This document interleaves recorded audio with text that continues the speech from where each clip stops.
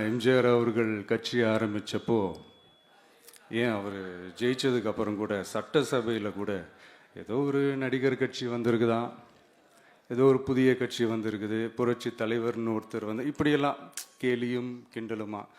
அதனால் யார் அரசியலுக்கு வந்தாலும் இப்படி கொந்தளிக்கிறது தான் அவங்களுடைய வேலையே. அப்படி தான் நாம் அரசியலுக்கு வந்ததுக்கப்புறம் கூட இந்த விஜய்க்கு என்ன அனுபவம் இருக்குது, எம்ஜிஆர் அவர்களுக்கு எவ்வளோ அனுபவம் இருக்குது தெரியுமா?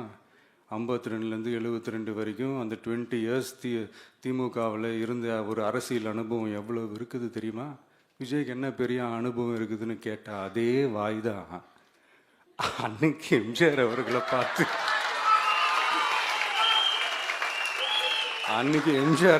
பார்த்து அரசியல் அரிச்சுவடி தெரியாதவர், கவர்ச்சியை மட்டுமே நம்பி இருக்கிறவர், அட்டக்கத்தி, வாய் விளம்பர வள்ளல்,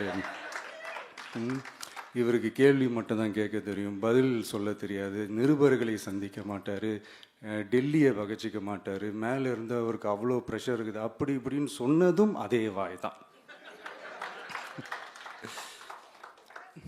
அதனால் எம்ஜிஆர் அவர்களை மட்டும் இல்லை, அவருடைய தொண்டர்களை கூட விட்டு வைக்கலை. அது என்னது, இந்த பளபளப்பு ஜொலி ஜொலிப்பை பார்த்தா பல்லிழிப்பவங்க, இப்படியெல்லாம் கிண்டலும் கேலியுமா. இது எல்லாம் மக்கள் ஒரு மாதிரி சைலண்ட்டாக வாட்ச் பண்ணிக்கிட்டு என்ன பண்ணாங்கன்றது உங்களுக்கே நல்லா தெரியும்.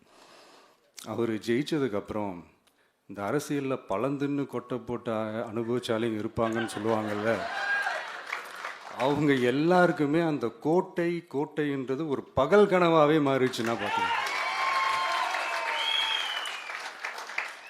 77 மாதிரியே இப்போவும் அந்த பழைய தேஞ்சி போன, துருபிடிச்சி போன, நஞ்சு போன அதே அந்த பழைய வெப்பனையும் இப்போவும் கையில் எடுக்கிறாங்க. அதனால் மை டியர் ஜென்டில்மேன், டெக்னாலஜிலாம் வளர்ந்து வேற எங்கேயோ போயிட்டுருக்கு, அட்லீஸ்ட் உங்கள் டெக்னிக்கையாவது கொஞ்சம் மாற்றுங்க பாஸ்.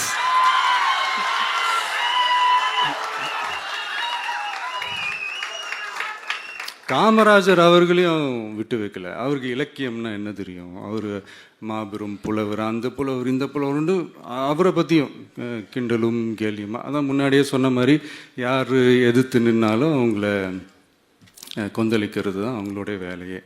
ஸோ இப்படி அவங்க பண்ணுற தப்பெல்லாம் நம்ம எடுத்து சொன்னால், அவங்க பண்ணுற அட்ராசிட்டியை பற்றி நம்ம எடுத்து சொன்னால், அவங்க பண்ணுற அந்த ஊழலை பற்றி தான் நம்ம எடுத்து சொன்னோம். முக்கியமாக நாம் அதை எடுத்து சொன்னால் 50 வருஷத்துக்கு முன்னாடி இருக்கிற அதே தகர டப்பாவை எடுத்து உருட்ட ஆரம்பிச்சிருவாங்க.